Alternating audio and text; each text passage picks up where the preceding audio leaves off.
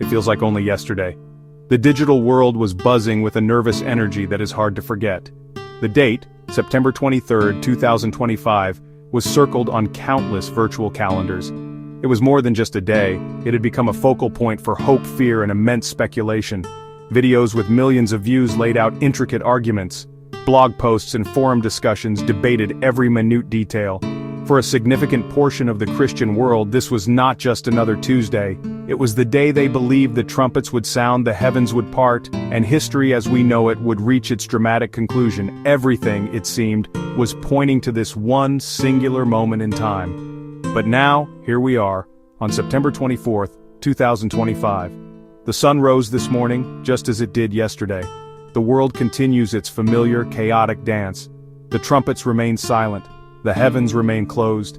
The grand climactic event that was promised with such conviction did not happen. The date came, and it passed, leaving behind a profound silence and a trail of unanswered questions. For those who had invested their faith, their emotions, and in some cases, their life savings into this prediction, the morning after is a difficult one. It is a time for quiet reflection, for grappling with disappointment, and for asking a very important question: how did so many get it so wrong? This is not a story of mockery or judgment, it is a story of human nature. It is about our deep-seated need for answers, for certainty in an uncertain world.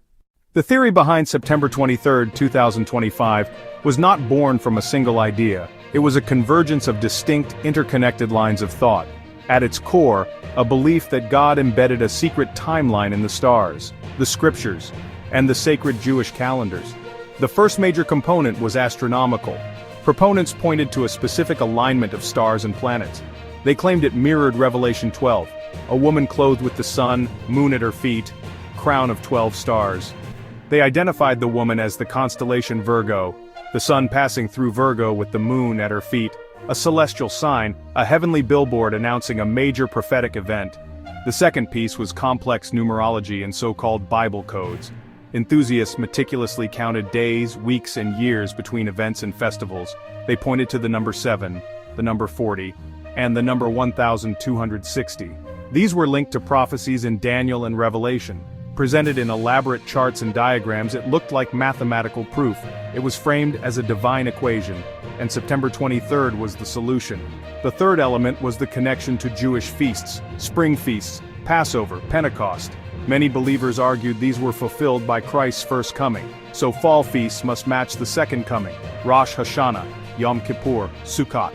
September 23, 2025, was positioned to align with that period on the Hebrew calendar.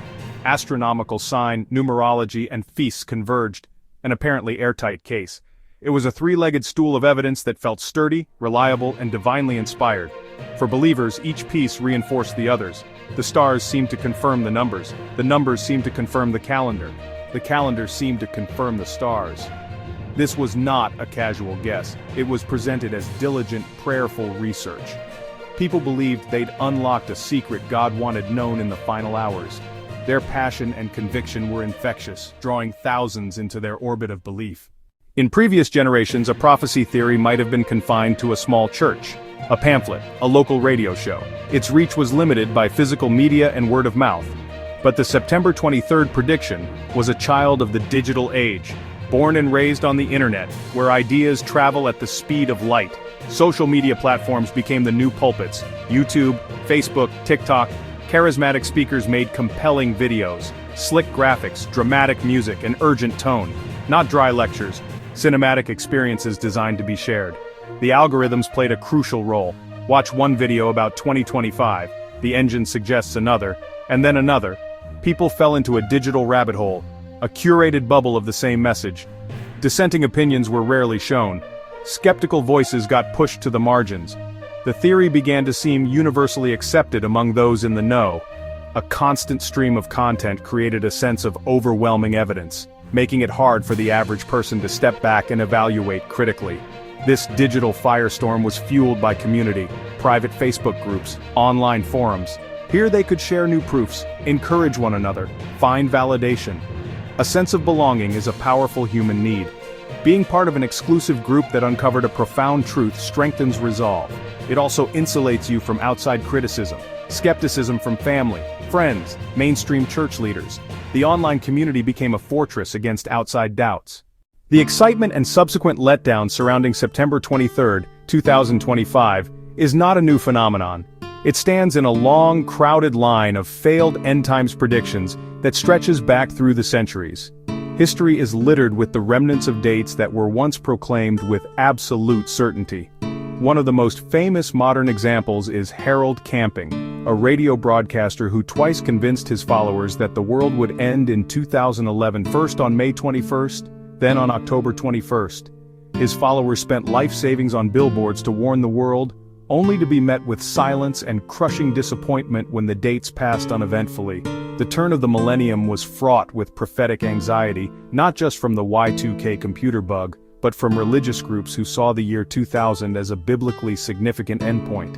In 1988, a former NASA engineer named Edgar Whisenant published a book titled 88 Reasons Why the Rapture Could Be in 1988. The book sold millions of copies, causing widespread panic and preparation. When the year passed, he simply recalculated for 1989. More recently, the blood moon tetrad between 2014 and 2015, where 4 consecutive lunar eclipses coincided with Jewish feasts, was proclaimed by pastors like John Hagee as a major sign of impending prophetic fulfillment. In the 19th century, a farmer named William Miller calculated that Christ would return between March 1843 and March 1844. Based on a day-for-a-year interpretation of Daniel 8:14, he attracted tens of thousands of followers known as Millerites. When the date passed, a new date was set for October 22, 1844. When that day also passed without incident, it became known as the Great Disappointment. The pattern is always the same: a charismatic leader, a complex calculation, an appeal to signs, and ultimately, a failed date. 100% of date-specific predictions for the end of the world have been wrong. While speculation about dates runs rampant in some circles, the Bible itself seems to offer a clear and direct prohibition. The most definitive statement comes from Jesus. In a long sermon about the signs of the end times, his disciples ask about the timing of his return. In Matthew chapter 24 verse 36 he states, "But about that day or hour no one knows, not even the angels in heaven nor the Son, but only the Father."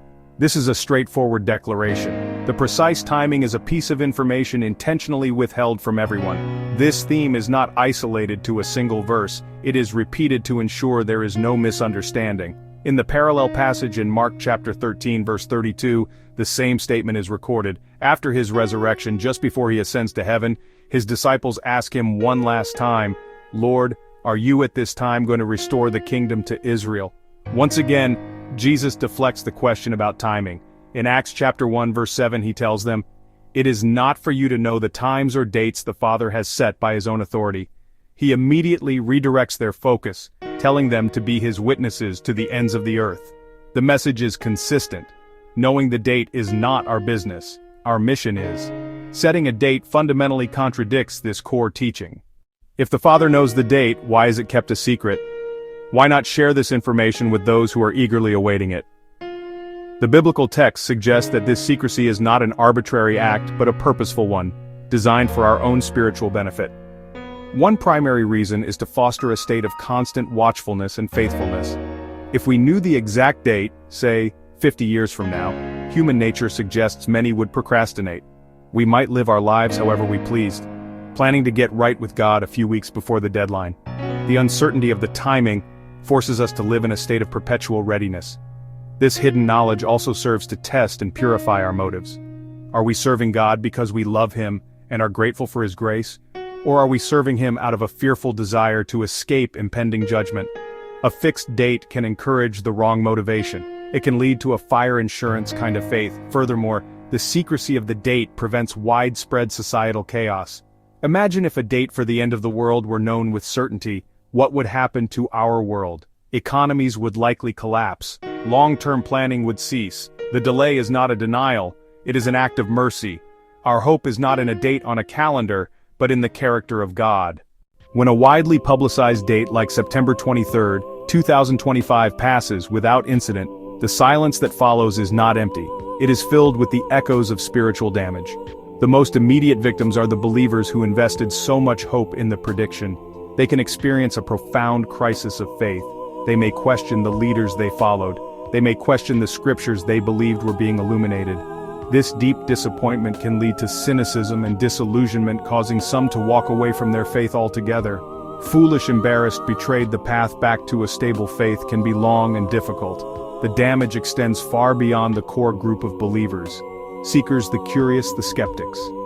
When they see a large group of Christians make a bold, specific, ultimately false prediction, it confirms their worst stereotypes about faith. It makes the entire Christian message seem unreliable. There is also the tangible, real-world harm that can occur. In the lead-up to a predicted date, some people make drastic life decisions. Quit their jobs, sell their homes, spend their retirement savings. Some might refuse medical treatment for serious illnesses, believing they will be healed in the rapture before the disease can run its course. When the date passes, these individuals are left in a state of financial and personal ruin, facing a future they had completely failed to plan for. Finally, these events damage the credibility of the church as a whole. Most pastors and theologians speak out against date setting, yet the sensationalist voices are the loudest and get the most media attention. So if calculating dates is forbidden and harmful, what is the proper response to the biblical teaching about Christ's return? The answer is not to ignore prophecy, but to embrace its intended purpose.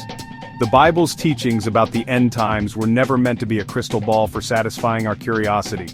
They were meant to be a catalyst for holy living in the present. The consistent command that follows every discussion of the second coming is not calculate, but be ready. This readiness is not about packing a go bag or staring at the sky. It is a description of a person's character and daily conduct. It is about living a life that is pleasing to God at all times. This state of readiness has a few key components. First, it means living a life of faithfulness to God.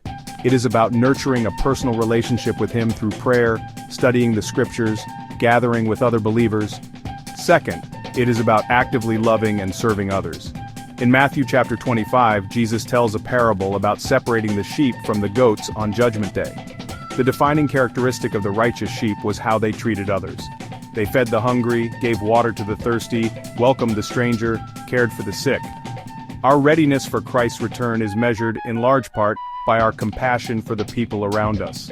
The biblical perspective also calls us to be good stewards of the life in the world we have been given right now. This means working diligently in our jobs, raising our families, contributing to our communities, planning for the future. The Apostle Paul in 2 Thessalonians had to correct believers who had stopped working because they thought the end was near. He commanded them to work quietly and earn their own living. The hope of Christ's return is not an excuse to disengage from the world, but a motivation to engage with it redemptively, bringing light and salt to the here and now, for as long as the here and now lasts.